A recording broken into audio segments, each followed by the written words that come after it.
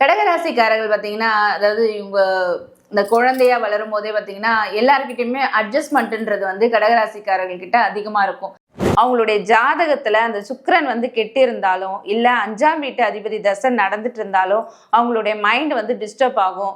அதாவது அவங்களுடைய எதிர்பாலினத்திடம் மேல் வந்து, அதாவது ஆணா இருந்தா பெண்ணிடமும், பெண்ணா இருந்தா ஆணிடமும் வந்து ஒரு அட்ராக்ஷன்ற ஒரு விஷயம் ஏற்படும். அப்ப யாராவது கொஞ்சம் ஜஸ்ட் வந்து ஒரு அன்பா பேசினாலும், இல்ல அவங்களுக்கு ஆதரவா பேசினாலும், வீட்டுல ஏதாவது சண்டை சச்சரவு இருக்கு, ஆபீஸ்ல வந்து ஷேர் பண்ணும் போது கொஞ்சம் ஆறுதலா யாராவது பேசிட்டாவே மைண்ட் டிஸ்டர்ப் ஆகி அவங்க பக்கம் வந்து சாஞ்சிடுறாங்க.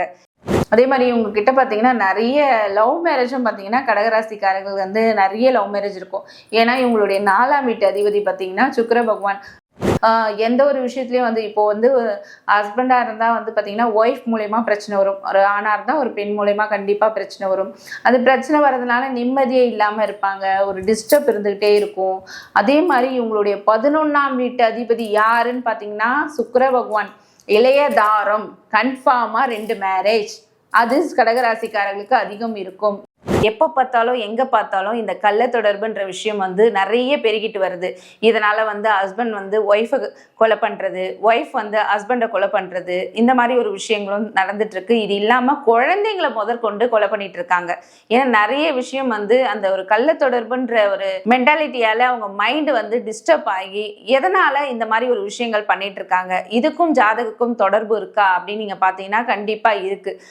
அதே மாதிரி இந்த ஃபேஸ்புக் இன்ஸ்டா மூலயமாவும் பார்த்தீங்கன்னா நிறைய ஒரு இந்த லவ்ன்ற ஒரு விஷயம் அது ஒரு தனியாக ஒரு ட்ராக்ல ஓடிட்டு இருக்கோம்.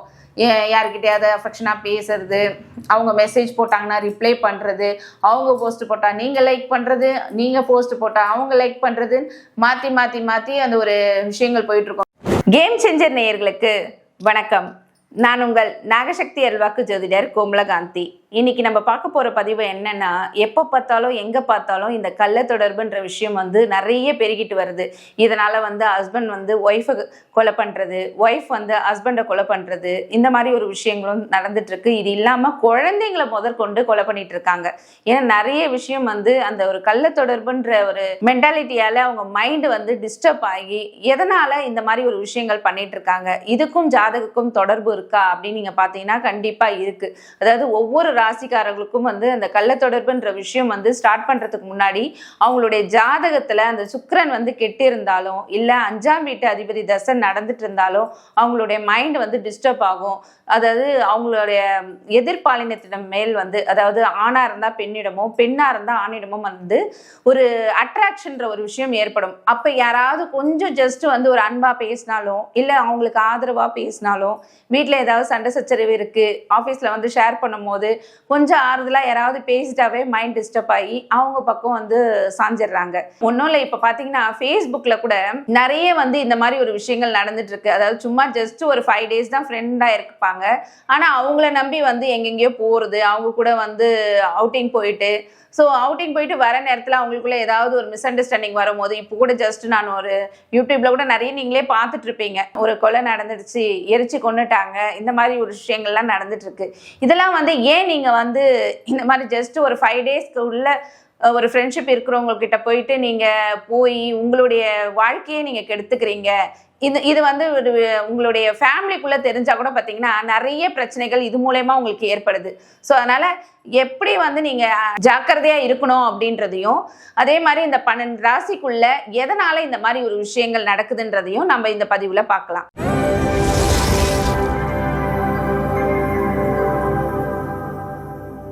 கடகராசிக்காரர்கள் திருமணத்துக்கு முன்பு எப்படி இருக்க போறாங்க, திருமணத்துக்கு பின்பு எப்படி இருக்க போறாங்கன்னு சொல்லிட்டு இந்த பதிவுல நம்ம இப்ப பார்க்கலாம். கடகராசிக்காரர்கள் பார்த்தீங்கன்னா, அதாவது இவங்க இந்த குழந்தையா வளரும் போதே பார்த்தீங்கன்னா எல்லாருக்கிட்டையுமே அட்ஜஸ்ட்மெண்ட்ன்றது வந்து கடகராசிக்காரர்கள் கிட்ட அதிகமா இருக்கும். ஏன்னா இவங்களுடைய ராசி அதிபதி பார்த்தீங்கன்னா சந்திர பகவான். ஸோ சந்திர பகவானா இருக்கிறதுனால கொஞ்சம் பிரச்சனைகள் வந்து வளர்பிறை சந்திரன், தேய்பிறை சந்திரன் சொல்லிட்டு இருக்கு. ஸோ அதனால கொஞ்சம் வந்து ஃபர்ஸ்ட் ஆஃப் பார்த்தீங்கன்னா கொஞ்சம் நல்லா ஜாலியாக போச்சுன்னா, அடுத்த ஆஃப் பார்த்தீங்கன்னா ஏதாவது பிரச்சனையிலேயே இருக்கும். இல்லை ஃபர்ஸ்ட் ஆஃப் வந்து பிரச்சனையாகவே போச்சுன்னா செகண்ட் ஆஃப் பார்த்தீங்கன்னா அவங்களுக்கு ஜாலியாக இருக்கும். ஸோ அதனால கடகராசிக்காரர்களுடைய இந்த ஸ்கூல் லைஃப் அப்படின்னு பார்த்தீங்கன்னா எல்லாருக்கிட்டையும் நல்ல ஜாலியாக ரொம்ப வந்து சோஷியலாக பேசக்கூடியவங்க கடகராசிக்காரர்களாக தான் இருப்பாங்க. அதே மாதிரி இந்த ஹெல்பிங் மைண்டும் பார்த்தீங்கன்னா கடகராசிக்காரர்கள் கிட்ட அதிகம் இருக்கும். விட்டு கொடுக்கும் தன்மை அந்த மாதிரி பார்த்தீங்கன்னா கடகராசிக்காரர்கள் கிட்ட தான் இருக்கும். நீங்க சொல்லலாம், ஏங்க கடகராசியோடைய சிம்பிளே நண்டு, யார் முன்னாடி போனாலும் இழுத்து இழுத்து விட்டுருவாங்க கடகராசிக்காரர்கள் அப்படின்னு சொல்லிட்டு நிறைய பேர் கடகராசிக்காரர்களை கிண்டல் பண்ணுவாங்க. பட் அவங்க அப்படி கிடையாது. இவங்க வந்து முன்னேறணும்னு நினைக்கிற டைப்பு. எந்த ஒரு விஷயம் எடுத்தாலும் அதில் நம்ம ஃபர்ஸ்டா இருக்கணும். இப்போ ஸ்கூல் படிக்கும் போது கூட பார்த்தீங்கன்னா கடகராசிக்காரர்கள் நான் ஃபர்ஸ்ட் ரேங்க் தான் எடுப்பேன், செகண்ட் ரேங்கே எடுக்க மாட்டேன் அப்படின்னு சொல்லக்கூடியவங்களும் பார்த்தீங்கன்னா கடகராசிக்காரர்களாக தான் இருப்பாங்க. அந்த ஒரு ஃபர்ஸ்ட்ன்ற ஒரு விஷயத்துக்கு அவ்வளோ இம்பார்ட்டன்ட் கொடுப்பாங்க கடகராசிக்காரர்கள். அதே மாதிரி ரொம்ப வந்து ஒரு எப்போ எடுத்தாலும் பார்த்தீங்கன்னா இந்த மைண்டு வந்து குழப்பம்னு சொல்லுவாங்க பாருங்க, அதுவும் பார்த்தீங்கன்னா இந்த குழப்பவாதியும் வந்து கடகராசிக்காரர்கள் தான். ஏன்னா இவங்களுடைய ராசி அதிபதி சந்திரன்றதுனால ரொம்ப வந்து எப்போ எடுத்தாலுமே அந்த மைண்ட் வந்து டிஸ்டர்ப் வந்து இவங்களுக்கு இருந்துகிட்டே இருக்கும். இந்த குழப்பம்ன்றது பார்த்தீங்கன்னா கடகராசிக்காரர்கள் கிட்ட அதிகம் இருந்துகிட்டே இருக்கும். அதே மாதிரி இவங்க கிட்ட பார்த்தீங்கன்னா நிறைய லவ் மேரேஜும் பார்த்தீங்கன்னா கடகராசிக்காரர்கள் வந்து நிறைய லவ் மேரேஜ் இருக்கும். ஏன்னா இவங்களுடைய 4ஆம் வீட்டு அதிபதி பார்த்தீங்கன்னா சுக்கிர பகவான்.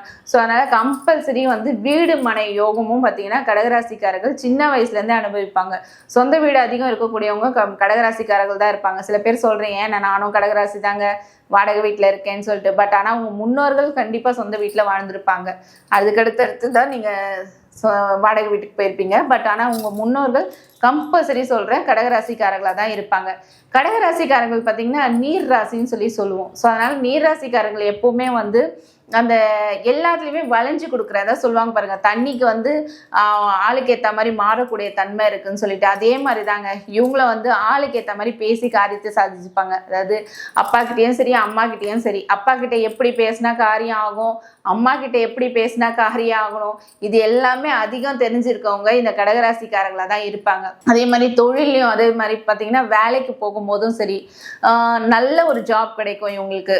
இவங்களுடைய 7ஆம் வீட்டு அதிபதி யாருன்னு பார்த்தீங்கன்னா வந்து சனி பகவான் தான் 7ஆம் வீட்டு அதிபதி. ஸோ அதனால 7ஆம் வீட்டு அதிபதியாக சனி பகவான் இருக்கிறதுனால நல்ல உழைச்சு முன்னேறணும் அப்படின்னு நினைக்கக்கூடியவங்க இந்த கடகராசிக்காரர்களாக தான் இருப்பாங்க. கடகராசியுடைய 10ஆம் வீட்டு அதிபதி யாருன்னு பார்த்தீங்கன்னா செவ்வாய் பகவான். 10ன்றது தொழில் ஸ்தானம். நிறைய முக்காவாசி பேர் கடகராசிக்காரர்களாக இருந்தீங்கன்னா அவங்க இந்த ரியல் எஸ்டேட் பண்ணுறவங்க அதிகமாக இருப்பாங்க. ஸோ நார்மலாகவே ரியல் எஸ்டேட் பண்ணிங்கன்னா கடகராசிக்கு கன்ஃபார்மாக அதில் கண்டிப்பாக நல்ல லாபம் கிடைக்கும். பட் இன்னும் வந்து நீங்கள் நிறைய பேர் பார்த்தீங்கன்னா கடகராசிக்காரர்களாக தான் இருப்பாங்க. சரி, இவங்களுடைய திருமணத்துக்கு பின்பு இவங்களுடைய லைஃப் எப்படி இருக்குது அப்படின்னு பார்த்தீங்கன்னா கடகராசிக்காரர்கள் திருமணத்துக்கு பின்பு வந்து கன்ஃபார்மாக லவ் மேரேஜ் பண்ணியிருப்பாங்க. அந்த லவ் மேரேஜ் பண்ணியிருந்தாங்கன்னா கண்டிப்பாக அதில் பிரச்சனை இருக்கும் கடகராசிக்காரர்களுக்கு. ஏன்னா 7ஆம் வீட்டு அதிபதியாக சனி வர்றதுனால கன்ஃபார்மாக சொல்கிறேன் ஏதாவது ஒரு பிரச்சனை. அதாவது என்னதான் அஃபெக்ஷனாக இருக்குங்க, நான் என் ஹஸ்பண்ட் மேலே நல்ல அஃபெக்ஷன், என் ஒய்ஃப் என் மேலே ரொம்ப அஃபெக்ஷன் அப்படின்னு சொல்லிட்டு எது இருந்தாலும் சரி கன்ஃபார்மாக அதில் ஏதாவது ஒரு பிரச்சனைகள் வந்து அவங்களுக்கு இருந்துட்டு தான் இருக்கும். அந்த பிரச்சனைகள் மூலமாக அவங்களால முன்னேற முடியாமல் இருக்கும். எந்த ஒரு விஷயத்துலையும் வந்து இப்போது வந்து ஹஸ்பண்டாக இருந்தால் வந்து பார்த்திங்கன்னா ஒய்ஃப் மூலயமா பிரச்சனை வரும், ஒரு ஆணாக இருந்தால் ஒரு பெண் மூலயமா கண்டிப்பாக பிரச்சனை வரும்.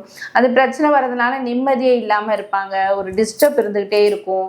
அதே மாதிரி இவங்களுடைய 11ஆம் வீட்டு அதிபதி யாருன்னு பார்த்தீங்கன்னா சுக்கிர பகவான். இளைய தாரம் கன்ஃபார்மாக 2 மேரேஜ் அது கடகராசிக்காரர்களுக்கு அதிகம் இருக்கும். ஏன்னா இளையதாரம்ன்றது 12ஆம் வீட்டு அதிபதியா சுக்கிர பகவான் இருக்கிறதுனால 4ஆம் வீட்டு அதிபதி சுக்கிர பகவான் 11ஆம் வீட்டிலும் அதிபதியா இருக்கிறார். கன்ஃபார்மா சொல்றேன், இவங்க வீட்டு பக்கத்துல தான் இவங்களுக்கு அந்த அஃபர்ன்ற ஒரு விஷயம் இருக்கும். இல்லை வேலை செய்கிற இடத்து பக்கத்தில் நல்லா ரொம்ப க்ளோஸ் ஆனவங்க மூலயமா தான் இவங்களுக்குள்ள ஒரு அஃபர்ன்ற ஒரு விஷயம் கன்ஃபார்மாக கடகராசிக்காரர்களுக்கு இருக்கும். சரிங்க, நான் விட்டுட்டேன், அஃபர் வச்சுட்டேன், இப்போ நான் அதுலேருந்து எப்படி விடுபடணும், அதுலேருந்து நான் எப்படி வெளியே வரணும் அப்படின்னு சொல்லிட்டு நிறைய கடகராசிக்காரர்கள் கேட்குறீங்க.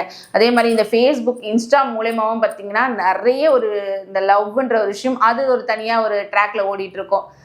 யாருக்கிட்டையாவது அஃபெக்ஷனாக பேசுறது, அவங்க மெசேஜ் போட்டாங்கன்னா ரிப்ளை பண்ணுறது, அவங்க போஸ்ட் போட்டால் நீங்கள் லைக் பண்ணுறது, நீங்கள் போஸ்ட் போட்டால் அவங்க லைக் பண்ணுறது, மாற்றி அந்த ஒரு விஷயங்கள் போயிட்டுருக்கோம். காலையில் எழுந்து குட் மார்னிங் அனுப்பலன்னா அந்த நாளே ஓடாது உங்களுக்கு. ஐயோ குட் மார்னிங் மெசேஜே வரலையே, என்ன ஆச்சுன்னு தெரியலன்னு இதையே யோசிச்சுட்டு தான் நீங்கள் வேலை பார்த்துட்டு இருப்பீங்க. ஸோ அப்புறம் மெசேஜ் வந்ததுக்கப்புறம் தான் ஏதோ ஏதோ ஒரு சாதிச்ச மாதிரி ஒரு சந்தோஷம் உங்களுக்கு அப்படி வரும் உங்களுக்கு. ஸோ அதுக்கு எல்லாத்துக்குமே காரணம் பார்த்தீங்கன்னா உங்களுக்கு 11ஆம் வீட்டு அதிபதியாக சுக்கிர பகவான் இருக்கிறதுனால. அதனால இந்த மாதிரி ஒரு விஷயங்கள்ல இருந்து கடகராசிக்காரர்கள் விடுபடுறது எப்படி, அதுக்கான பரிகாரம் என்னன்னு சொல்லிட்டு நம்ம இப்ப பார்க்கலாம். கடகராசிக்காரர்கள் பார்த்தீங்கன்னா நீர் ராசிக்காரர்கள்ன்றதுனால ஏதாவது ஒரு கோயில்ல வந்து அபிஷேகம் பண்றது, வருஷத்துக்கு ஒரு தடவையாவது ராமேஸ்வரம் காசி போயிட்டு தலைமொழிகிட்டு வர்றது, இந்த மாதிரி ஒரு விஷயங்கள்லாம் நீங்க பண்ணிட்டு வர இந்த மாதிரி ஒரு விஷயங்கள்ல இருந்து நீங்க விடுபடலாம். அதே மாதிரி உங்களோட சுக்கிரன் தான் வந்து சுக்கிர பகவான் உங்களுடைய லக்னத்துக்கு 12லயோ இல்ல 5ஆம் வீட்டு அதிபதி தசாபுத்தி நடக்கும் போதோ கன்ஃபார்மா இந்த அஃபர்ன்ற ஒரு விஷயம் நடக்கும். ஸோ வந்து கடகராசிக்கு 5ஆம் வீட்டு அதிபதி யாருன்னு பார்த்தீங்கன்னா கன்ஃபார்மா செவ்வாய் பகவான் தான் 5ஆம் வீட்டு அதிபதியா வராரு. செவ்வாய் பகவான் 5ஆம் வீட்டு அதிபதியா, அதாவது செவ்வாய் திசை நடக்கும்போது கன்ஃபார்மா இந்த ஒரு விஷயம் உங்க லைஃப்ல நடக்கும். ஸோ அதனால இந்த மாதிரி ஒரு தசாபுத்தி ஸ்டார்ட் ஆகுதா உடனே போங்க, காசியோ ராமேஸ்வரமோ போங்க, அந்த கிணத்துல அந்த தண்ணியில குளத்துல அதாவது ஆத்துல எல்லாத்துலயும் முழுகிட்டு வாங்க. என்னென்னலாம் பண்ணணுமோ என்னென்னமா அந்த கடல் கிட்ட வேண்டணுமோ அதெல்லாம் வேண்டிட்டு என்னுடைய கெட்ட எண்ணங்கள் கெட்ட செய்கைகள் நான் தெரியாம தப்பு பண்ணிட்டேன், அதுல இருந்து என்னை விடுவிச்சு என்னை புது மனுஷனா நீ உயிர் பிச்சு கொடுன்னு சொல்லிட்டு அந்த கடல்ல முழுகிட்டு உங்க வேண்டுதலை வச்சுட்டு வாங்க. கன்ஃபார்மா இந்த அஃபர்ன்ற விஷயம் அதுல இருந்து உங்களை பாதுகாக்கும். அது மட்டும் இல்லாம சுக்கிர பகவான் உங்களுடைய லக்னத்துக்கு 12ல இருந்தாலும் சரி, அதே மாதிரி சுக்கிர பகவான் உங்களுடைய ராசி லக்னத்துக்குள்ள நீசம் அடைந்து இருந்தாலும் சரி, அதாவது கெட்டு போயிருந்தாலும் சரி, கன்ஃபார்மா நீங்க என்ன பண்றீங்கன்னா இந்த மொச்சப்பயிறு வந்து சுக்கிரனுடைய தானியம். என்னங்க எல்லாத்துக்கும் மொச்சப்பயிறு சொல்றீங்கன்னு நீங்க கேட்கலாம். அதாவது மொச்சப்பயிறுன்றது வந்து எப்படி வந்து சனி பகவான்னாவே எள்ளுதான் அப்படின்னும் போது அதே மாதிரிதான் சுக்கிர பகவான்னாவே மொச்சப்பயிறு தான். ஸோ அதனால அந்த மொச்சப்பயிரை வந்து நைட் ஊற வச்சுட்டு காலையில எடுத்துட்டு போயிட்டு முருகர் கோயில்ல இருக்கிற குளத்துல போட்டு வாங்க. ஏன்னா உங்களுடைய 5ஆம் வீட்டு அதிபதி யாரு? செவ்வாய்னாவே முருகப்பெருமான். ஸோ அதனால நீங்க அந்த குளத்துல போட்டு என்னுடைய பிரச்சனைகள்ல இருந்து நான் விடுபட்டு வரணும்னு சொல்லிட்டு வேண்டிட்டு வாங்க. கண்டிப்பா இந்த பிரச்சனையில இருந்து நீங்க விடுபட்டு வருவீங்க. இப்ப நான் சொன்ன பதிவு எல்லாமே உங்களுக்கு பயனுள்ளதா இருக்கும்னு சொல்லி நான் நம்புறேன். இது மட்டும் இல்லாம இந்த பதிவு மட்டும்தாம்மா நீங்க கொடுப்பீங்களா அப்படின்னு சொன்னீங்கன்னா கிடையாதுங்க. நாங்க இங்க நாகசக்தி அருள்வாக்கு பீடத்துல வந்து தொழில் பிரச்சனை, கடன் பிரச்சனை, திருமண தடை, குழந்தையின்மை, அப்புறம் வந்து தொழில் பிசினஸ் வந்து பீக்ல போயிட்டு இருந்துச்சு, ரொம்ப லாஸ் ஆயிடுச்சு, ஏதாவது ஏவல் இருக்குமா, பில்லி சூன்யம் இருக்கிறது, செய்வினை எடுக்கிறது, கெட்ட ஆத்மாவை விரட்டுறது, இந்த மாதிரி ஒரு விஷயங்கள்லாம் பார்த்தீங்கன்னா நாங்கள் ஓமம் பண்ணி அந்த ஓமத்தில் பார்த்தீங்கன்னா இந்த நாட்டு மருந்து கடையில் வாங்குற அந்த ஐட்டங்கள் எல்லாமே போடாமல் சில கொல்லிமலை செஞ்சி மலையிலேருந்து சில வேருங்கள்லாம் வர வச்சு அதை போட்டு அந்த ஓமம் பண்ணுவோம். அது மட்டும் இல்லாமல் சில பேருக்கு வந்து எந்திரம் கொடுக்கறது, தாயத்து கொடுக்கறது, வசியமை ப்ளஸ் வந்து இந்த தொழில் வசியமை இதெல்லாமே நாங்கள் கொடுத்துட்ருக்கோம். அதே மாதிரி இந்த அஃபேரில் வந்து சில பேர் வந்து கள்ளத்தொடர்பில் வந்து கணவன் வந்து மனைவியை பிரிஞ்சு போகிறது, மனைவி வந்து கணவனை பிரிஞ்சு போயிட்டாங்க, விட்டுட்டு போயிட்டாங்க, அந்த மாதிரி இருக்கிறவங்களுக்கும் நாங்கள் சில பூஜைகள்லாம் பண்ணி அவங்களுக்கான சில பேர் ஃபாரின்ல இருக்கிறவங்களுக்கும் சரி இங்கேருந்தே நாங்கள் பூஜை பண்ணி அவங்களுக்கு அந்த ஒரு விஷயங்கள்லாம் அனுப்பிச்சி விட்றோம். அவங்களுடைய ஃபோட்டோஸ் வச்சும் நாங்கள் இங்கே பரிகாரங்கள்லாம் பண்ணிட்டு இருக்கோம். வர முடியாது அப்படின்ற சூழ்நிலையில் இருக்கிறவங்களுக்கு ஃபோட்டோஸ் வச்சும் நாங்கள் பரிகாரம் பண்ணி அவங்களுக்கான தீர்வை நாங்கள் இங்கே கொடுத்துட்ருக்கோம். இது வந்து இங்கே மட்டும் இந்த பிரச்சனைகளை நாங்கள் வந்து சென்னையில் மட்டும் நாங்கள் பார்க்குறோம்னா கிடையாதுங்க. திருநெல்வேலி, மதுரை, ஊரில் இருக்கிறவங்க, அதாவது ஃபாரின்ல இருக்கிறவங்களுக்கும் சரி, ப்ளஸ் வந்து இந்த மலேசியா, சிங்கப்பூர்லாம் போயிட்டு அங்கே இருக்கிறவங்களுக்கும் பிரச்சனை இருக்குது அப்படின்னா அங்கேயும் போய் நாங்கள் பரிகாரங்கள் பண்ணி அவங்களுக்கான தீர்வு அங்கே கொடுத்துட்டு வரோம். சில பேருக்கு வர முடியாது, நீங்கள் இங்கேயே பண்ணி கொடுங்கனால இங்கேயே வந்து ஃபோட்டோ வச்சு வீடியோ கால் மூலயமா பூஜையை காமிச்சு அவங்களுக்கான பரிகாரங்களையும் நாங்கள் செஞ்சிட்ருக்கோம். ஸோ யாருக்காவது ஏதாவது பிரச்சனை அதுலேருந்து விடுபடணும் அப்படின்னு நினச்சிங்கன்னா நீங்கள் இந்த நம்பருக்கு என்னை தொடர்பு கொள்ளலாம். நான் உங்கள் பிரச்சனைகளை நான் நாகாத்தம்மன் காளியம்மனுடைய துணையோடு நான் உங்களுக்கு தீர்த்து வைப்பேன். நன்றி, வணக்கம்.